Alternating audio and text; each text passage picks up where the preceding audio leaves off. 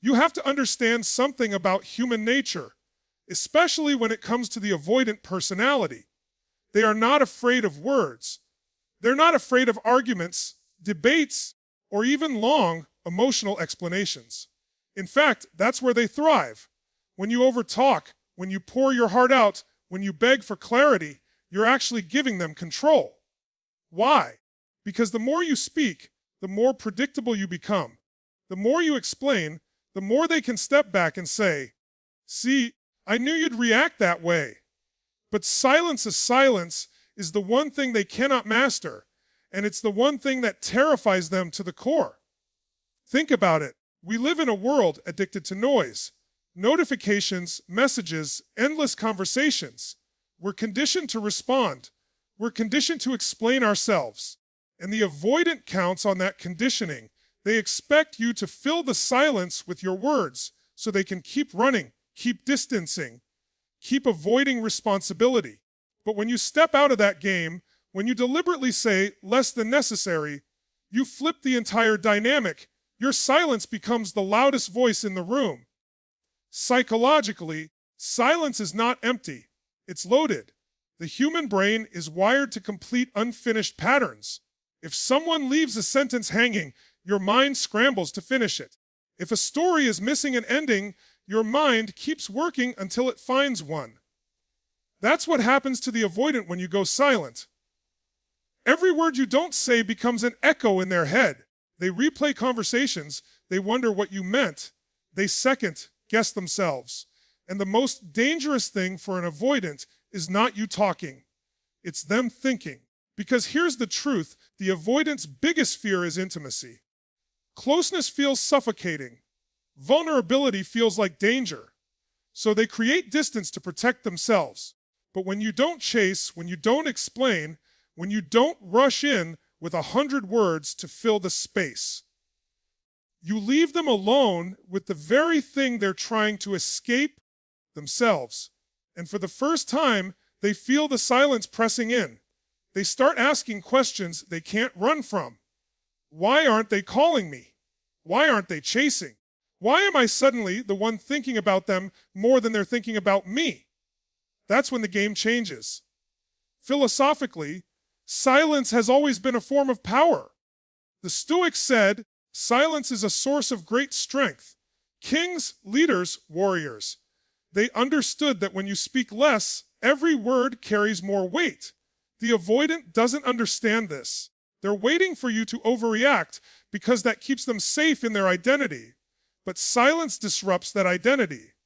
Silence says, I don't need to fight for you. I don't need to beg for you. I don't need to prove anything. My absence is enough. And that terrifies them. Now, let me be clear. Silence is not about manipulation. This is not about playing childish games or trying to make someone chase you through trickery. This is about reclaiming your power. This is about recognizing that not everything deserves your energy, your explanation, or your emotional labor. When you stop giving away your words, you stop bleeding out your strength. You hold it. You conserve it. And suddenly, you're no longer the one scrambling for answers. They are. And here's the most shocking part, silence forces respect. People may argue with your words, they may dismiss your explanations, but they cannot argue with silence. Silence makes them confront the void. Silence creates weight. It creates mystery. It creates depth. And depth is irresistible because the human mind craves meaning. The avoidant who once thought they had the upper hand now finds themselves unsettled, curious, and strangely drawn to the very silence they tried to escape. So I'm telling you, don't underestimate the power of saying less. Don't underestimate the strength in restraint.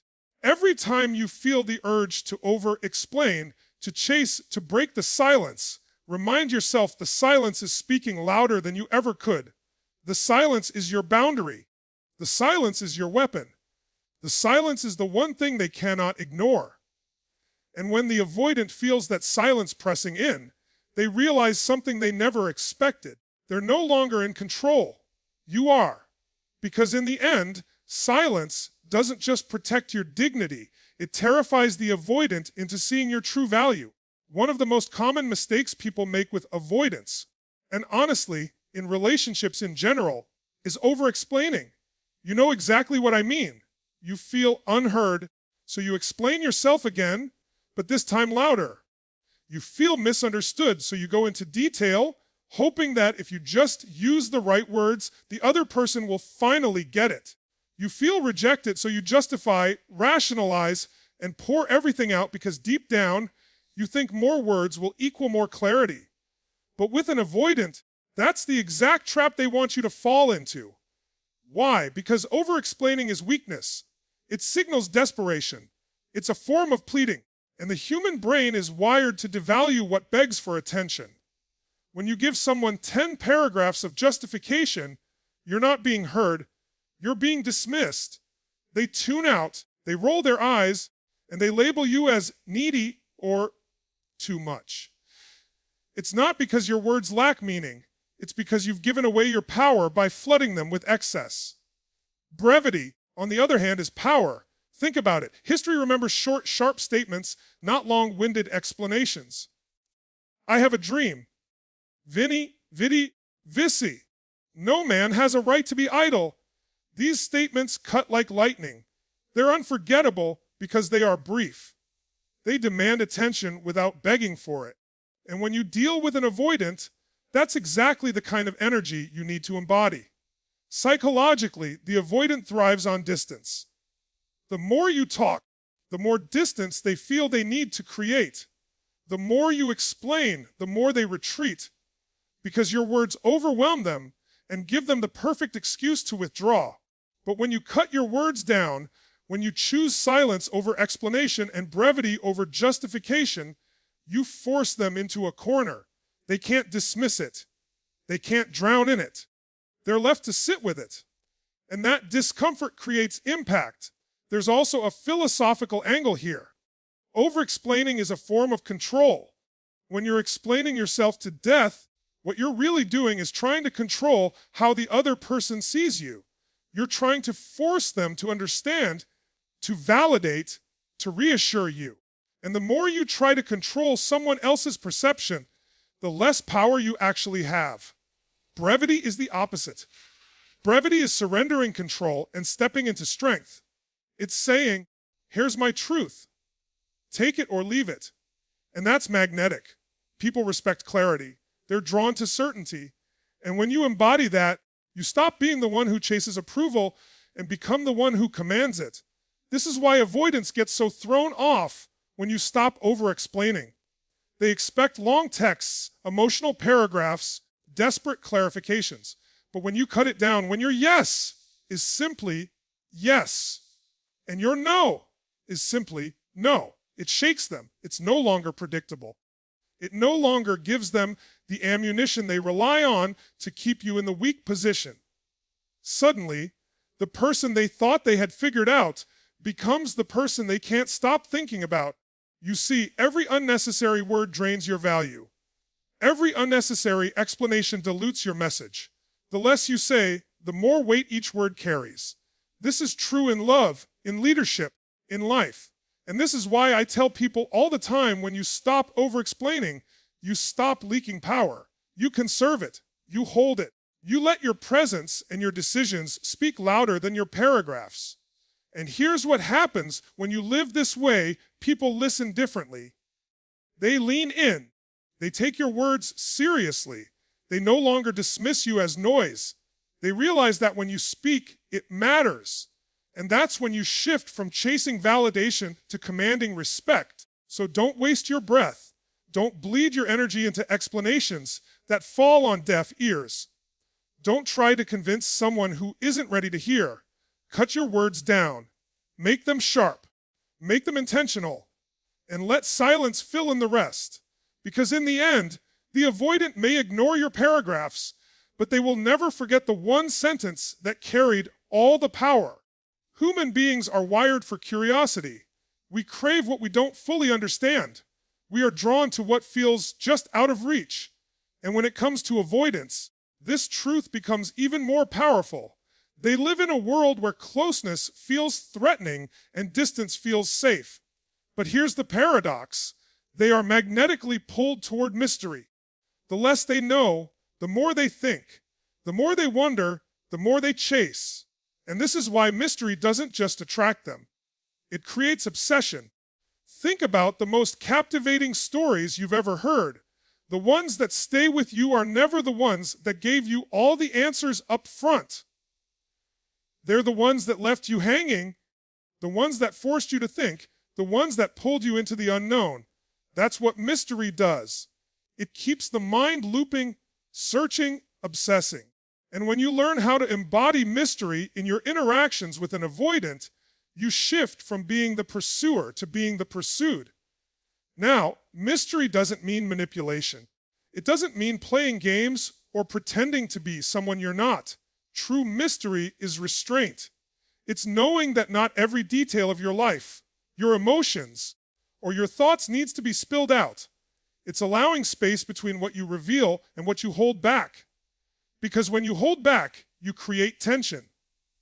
And tension is what drives desire. Psychologically, this is known as the Zeigarnik effect. The brain remembers unfinished business more than completed tasks. If you give someone an incomplete picture, their mind keeps working to complete it. If you cut a story halfway, they replay it until they find resolution. The avoidant, who thought they had you figured out, suddenly realizes they don't. And that is what keeps them hooked. When you overexpose, when you over-explain, when you put everything on the table, there's nothing left to discover. There's no tension, no spark, no chase. That's when the avoidant checks out, because the mystery is gone. But when you master the art of revealing just enough while holding the rest back, you create a powerful dynamic. You're not withholding to punish them. You're holding back because your worth is not up for free consumption. Philosophically, mystery is the essence of attraction. Why do we look at the night sky with awe?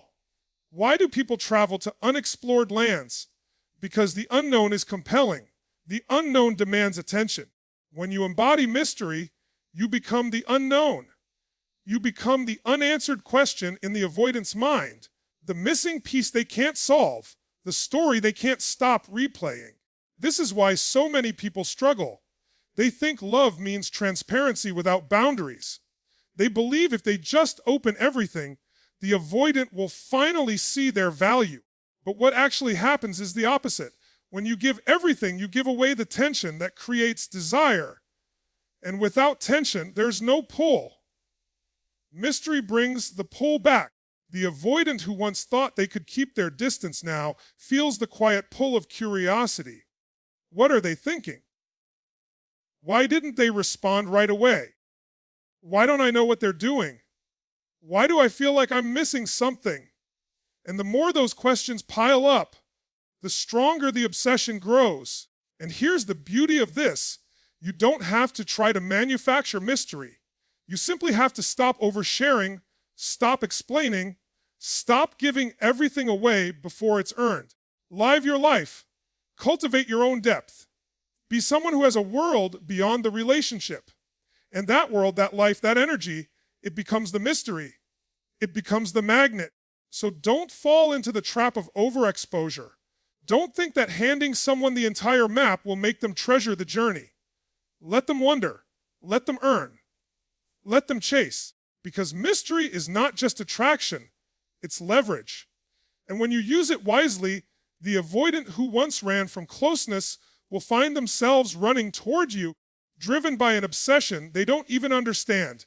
Because in the end, the greatest power you can hold is not in what you reveal, but in what you choose to withhold.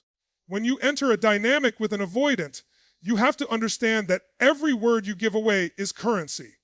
Every explanation, every outpouring of emotion, every attempt to clarify yourself, it all costs you something. And the question you need to ask yourself is, are you spending that energy wisely, or are you handing it over to someone who uses it against you? Here's the reality. The avoidant doesn't just hear your words, they analyze them. They use them as a buffer, as a reason to detach, as proof that you are the one more invested. And when you give them too much, when you flood them with words and explanations, You don't just lose your calm, you lose your leverage. You've essentially handed them the upper hand because now they know they can provoke you, they can distance themselves, and you will keep reaching, keep filling the silence, keep pouring out everything to close the gap. That's exactly what keeps you trapped in their cycle. But silence changes everything. Silence is not just the absence of words. It is the presence of power. When you say less, you protect your emotional leverage. You create boundaries without even spelling them out. You let your absence speak louder than your explanations ever could. And this is where the avoidant starts to shift, because the one thing they cannot stand is not knowing. Silence forces them to question. Silence forces them to wonder. Silence takes away their ammunition. You've left them with nothing to manipulate, nothing to twist, nothing hold against you. That's the leverage you gain when you hold back. You maintain control not by arguing, not by over-explaining, but by conserving your emotional energy and refusing to give it away for free. Think of it this way in negotiation. The person who talks less always has more power. Why? Because they're not giving away their position. They're not showing their hand. They let the other person scramble, guess, reveal too much, and in that silence, they gain the advantage. The same principle applies in relationships with avoidance. When you cut your words down, when you let silence hold the weight, you become the negotiator who cannot be shaken. And there's another layer here. Silence protects your dignity. When you chase, when you justify, when you overexpose your emotions, you often walk away feeling depleted, regretting that you said too much. But silence leaves no regret. Silence preserves your strength. It keeps you centered. It allows you to observe instead of react. And observation is where wisdom comes from. Philosophically, silence has always been linked to inner mastery. Ancient traditions taught that silence is discipline, silence is clarity, silence is truth. Because when you speak less, you hear more, both from others and from yourself. With the avoidant, silence gives you space to see them clearly without the fog of over-explaining clouding your judgment. It allows you to recognize their patterns, their inconsistencies, and most importantly, whether they are truly capable of showing up for you in the way you deserve. And here's the paradox that makes silence so powerful. The avoidant will interpret your silence as strength. They may not admit it, but it unsettles them.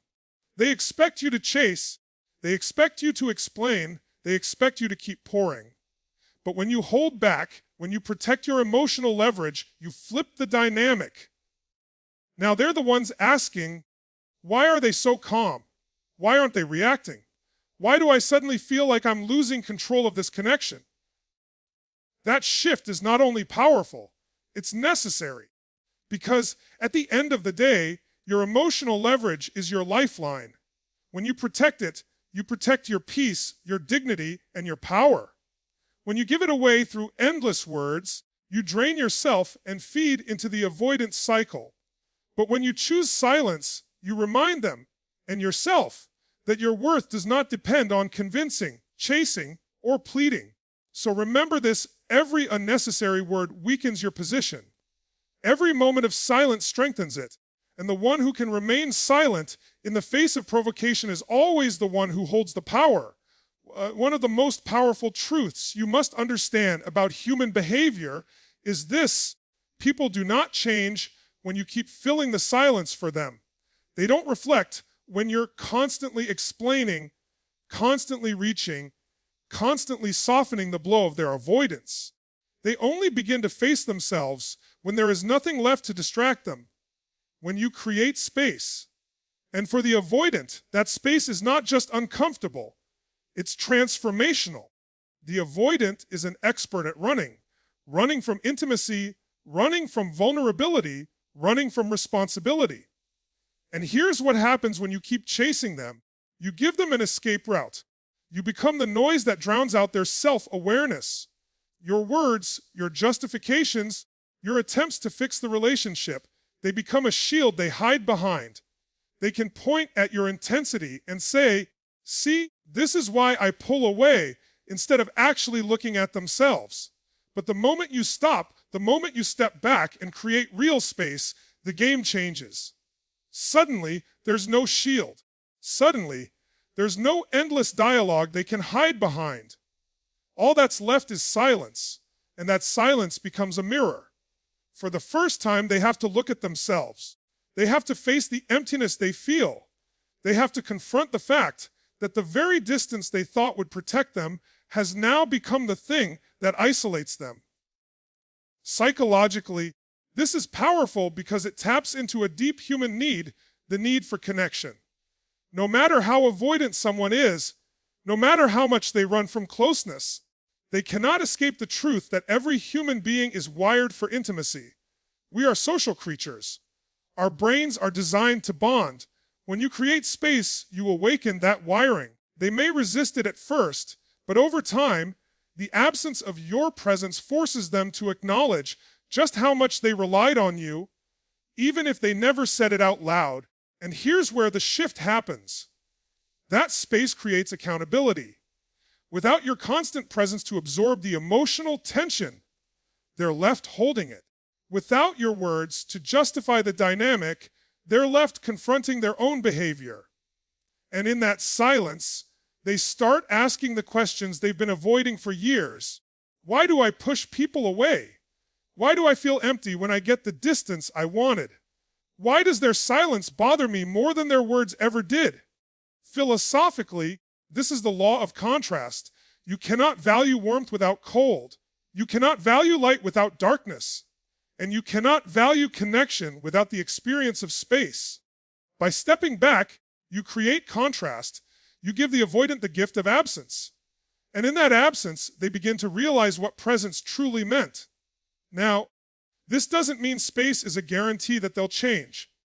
Not every avoidant will wake up and transform. But here's what space always guarantees. It frees you. It pulls you out of the cycle of over-giving, over-explaining, over-chasing. It puts the responsibility back where it belongs, on them. And whether they rise to the occasion or not, you have protected your energy and regained your power. And sometimes that very act of creating space is the only thing that ever makes them take you seriously. Because space communicates something words never could, that you are not afraid to live without them. That your world does not collapse in their absence. That you are strong enough to let them sit with their own emptiness instead of carrying it for them. And ironically, that is what makes them begin to value you. So don't be afraid of space. Don't be afraid of silence. Don't be afraid to step back and let the avoidant face themselves, because in that space, truth rises to the surface. In that silence, reality speaks louder than your words ever could. And when they feel that reality pressing in, they realize the very thing they tried to run from is the very thing they cannot live without. There's something you need to realize about human communication. Words are fragile. They can be twisted, they can be ignored, they can be dismissed. You can pour your heart out in paragraphs, and an avoidant will shrug it off, roll their eyes, or reinterpret it in a way that protects their distance.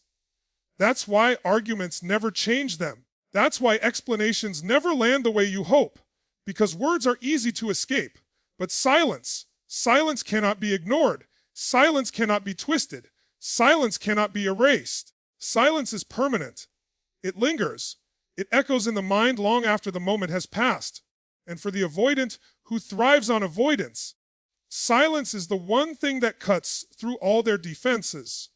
They can dismiss your words, but they cannot dismiss the absence of your voice. They can rationalize your emotions, but they cannot rationalize the emptiness when you no longer engage. That emptiness speaks louder than anything you could ever say. Think about your own life. When someone argued with you, you might have brushed it off. But when someone went silent on you, truly silent, it stayed with you, didn't it? You replayed it in your head. You wondered what they were thinking, why they didn't respond, what it meant. That's the power of silence. It forces the mind into overdrive. It creates a vacuum, and the human brain hates a vacuum. It has to fill it with meaning. And the avoidant, who thought they could run from responsibility, suddenly finds themselves trapped in their own overthinking. Psychologically, silence is powerful because it strips away distraction. Words can become noise. Silence is pure. Silence is undeniable. When you choose not to react, not to explain, not to beg, you shift the entire dynamic. You move from being predictable and controllable to being mysterious and untouchable. And the avoidant feels that. They feel it in the pit of their stomach. They may not show it on the surface, but deep down, the silence gnaws at them in ways your words never could. Philosophically, silence has always been the weapon of the wise. The greatest leaders, the most powerful thinkers, they understood that restraint is stronger than reaction, because words can betray emotion, but silence conveys strength. When you speak less, when you hold your ground, you project authority. You communicate without saying it that your value is not up for negotiation. This is why I say, don't waste your breath on people who refuse to listen. Don't waste your energy on conversations that go nowhere. Let silence do the work for you, because silence is not passive, it's active. It is a deliberate choice to withdraw your energy, to reclaim your power, and to force the other person to face what they've been running from. And here's the paradox of silence is unforgettable. People will forget your arguments. They'll forget your paragraphs, but they'll never forget the moment you went silent and didn't come back the same. That moment lodges itself in their memory because it represents strength. It represents finality. It represents the end of their control. The avoidant may try to convince themselves they don't care. They may act like your silence doesn't bother them. But behind closed doors, in the quiet moments, it eats at them, because silence cannot be rationalized away. Silence is evidence. Silence is proof. Silence is the undeniable message that says, I am no longer giving you access to my energy. And that message, whether they admit it or not, lands every single time. So the next time you feel the urge to over-explain, to argue, to keep pushing with words, remind yourself of this truth: words can be dismissed, but silence cannot. Your silence is your boundary. Your silence is your strength. And your silence will leave a deeper imprint than any speech you could ever give.